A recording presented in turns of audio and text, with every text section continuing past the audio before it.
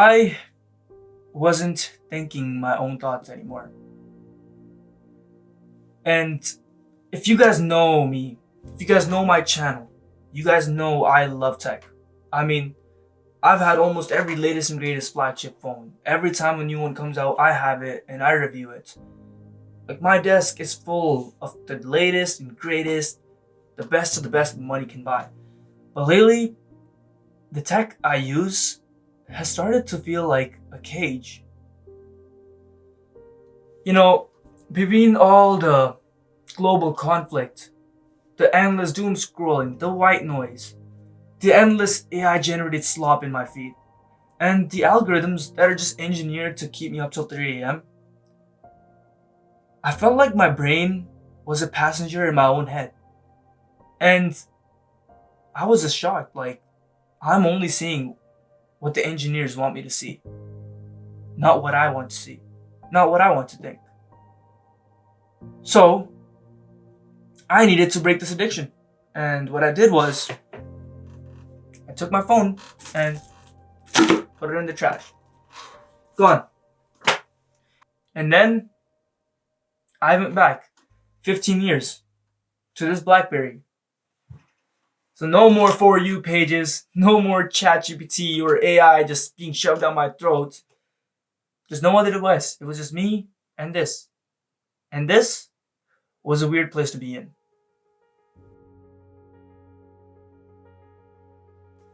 Day one was a reality check for me. You seriously do not realize how much modern society requires a smartphone until you don't have one. I mean, just the other day I went to Tim Hortons, right? So you just grab some coffee and I was about to pay and I realized I don't have my card on me. Usually what I would do is just tap my phone in the cash register and the payment goes through 2 seconds. I don't interact with anyone. But this phone didn't have that. It doesn't have Google Pay. It doesn't have Apple Pay. So I couldn't pay with this. And I didn't have my card on me. So I had to go grab some cash from my card. And it just felt human.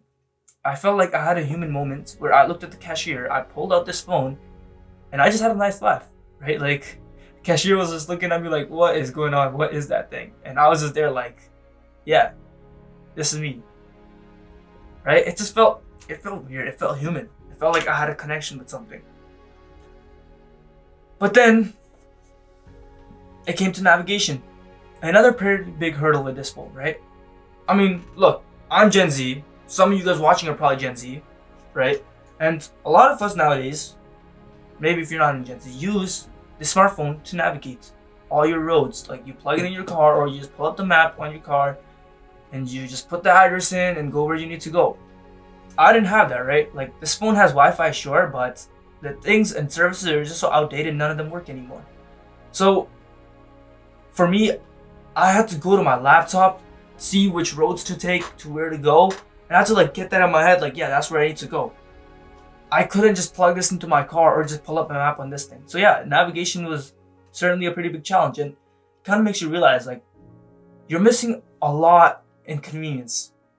Yeah, but that was the first lesson I learned, right? Modern tech doesn't just help us. It's replaced our basic skills. Like, without the GPS, I feel lost. Not only on the road, but also in my head. There's just so much more to think about.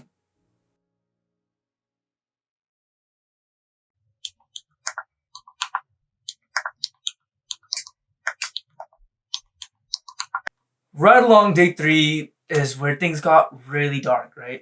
My thumb kept ghost tapping the air. Like, every time I had like some sort of micro movement, some waiting for a lift, right? Sitting at a red light, or just doing something, I realized like every 5 seconds I was reaching into my pocket and it just really hit me like, yeah, like that's how addicted I was. Like, you only realize how addicted you were after you stop using it. So yeah, I mean, I realized I wasn't using my phone to connect with people like I thought I was. I was using it to avoid my own thoughts. I was using it to avoid boredom. And that's when I realized I was terrified of boredom. Because when you're bored, you have to think, you have to process the chaos in the world, the headlines, the trending, the whatnot. You have to process all that. And then you decide where you stand. Not other people online deciding for you. Not other people online telling you what's right and what's wrong.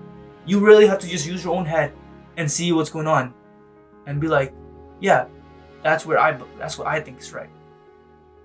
And for the first time, it felt like I was choosing things for myself, not what a phone told me to choose. And because this phone is so old, it doesn't have WhatsApp or anything, right? No Instagram, no social media. So the one place I used to connect with all my friends, Instagram, right? Yeah, some of them obviously on messages, call them once in a while, but a lot of it was just social media. And once that's taken away, it's like you don't really exist anymore, right? Unless you call them or like message them once in a while, you're kind of just there. You're kind of alone. Unless your friends text you on SMS, which mine do, but like I don't like texting on this keyboard. It's fine. It's a job done. Yeah. It's something to take your mind off things. And then day 5 happened. The itch in my head, it went away. The withdrawal stopped. And I started appreciating this phone for what it actually is. I mean, as a tech guy, I expected to hate this thing, right? No modern features, no big screen, no OLED, no nothing, bad haptics, bad cameras. But strangely, I didn't. I mean, yeah, sure, it has one camera on the back and no front camera. But honestly, the photos this thing takes when you have good lighting is pretty good. They give such a nice, warm feeling. I think this is better than a flip phone. I mean, it has Wi-Fi and Bluetooth, so I'm not completely locking myself out. Well, let's say I'm at work and I do need to search up something, like some specific bolt number, right? I'm an aircraft tech, so maybe some random thing pops up. It's like, what rivet do I use for this? I can search it up on Google. There's still that, right? Obviously, a lot of the websites don't work anymore because the phone is just so old, but it can do that. And I think that's where it's better than a flip phone. And that's where it's also worse than a smartphone. It gives you exactly what you need. Nothing more, nothing less, right? And a lot of people with flip phones have complaints that, my music, I have to carry my MP3 player or whatnot. Sure, you have to do that, but I mean, if I take the back off this phone, right there, SD slot, there's an audio jack, and this thing has Bluetooth. So, I don't know, take an SD card, load it up with some music, plug in some headphones, or you can connect them with like your AirPods, and boom, this thing works with that. So if you really do not want to disconnect with your music that bad, and you really don't want to have to carry another thing, I think it's there. It works. Middle ground, right? But yeah, the biggest thing I noticed by now is, I wasn't half checking a notification every single time I got one. On my other phone, I would get a notification, I'd be all over. It's like, yo, no way, what the heck's going on? Or you know what, like Instagram sent a message, this person sent a message, oh, this happened, that happened. And I was just so easily swayed and pushed back in to social media. And then, you know what that leads to? Endless doom scrolling for hours. So I realized that my $1,500 flagship was actually making me worse at my day-to-day. And 90% of the features you have in your brand new 2026, 2025 smartphones, you don't even need. Let's be for real. When is the last time you used all these AI features?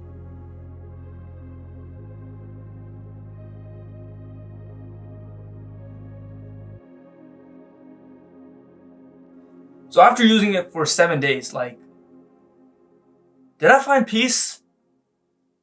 Yeah, I can say that. Honestly, life was pretty peaceful, yeah. I sat down, I had a lot of time to think about myself, a lot of time to think with my own thoughts. Was it easy?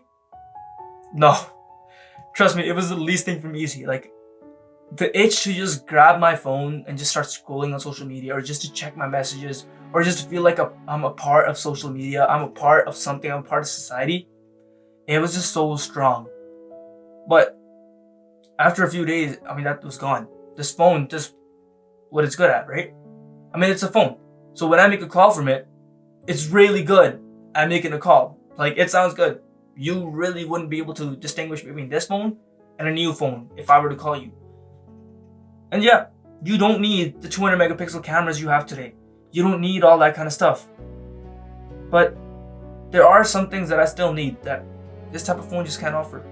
But that's just for me personally, right? Maybe that's not something everyone else needs. For me, I do YouTube. I need my YouTube studio. I need my Gmails because I work and I need to see my company's emails, and this thing doesn't have it. The browser is just too outdated to support it. So I can't just be waiting at home on my desktop, just wait for the emails that come by. I need it. So at the end, I've realized the problem was never the phone. The problem, I think, was that we've stopped treating a phone like a tool, and we started letting the phone control us. And we started living the phone like it's a lifestyle, even though it's a tool meant to serve us. So take from that what you will. And yeah, for me personally, I'm gonna have to go back to my S23 Ultra, right? Like I said, there are some tools I still need, and I think this is great for a lot of people who are willing to make that sacrifice. But even in that peace I found, I was able to reset my brain. I was able to get my thoughts fixed. But then I also realized that the problems were these apps, these algorithms. So when I do switch back to my S23 Ultra, my normal phone, I will be deleting those apps. I will not be dealing with them because I've realized through the use of this phone that your phone is a tool and you decide how you want to use it. So my phone, I will use it for what I need, not for what I want. And yeah, I realized at the end that I am the pilot of my own mind. I'm not the passenger here for the ride. I'm the one in control, not the algorithm. That was my week of silence. I mean, there was a lot of hilarious moments, like my card lady not working and the cashier just like looking at me like, what am I doing?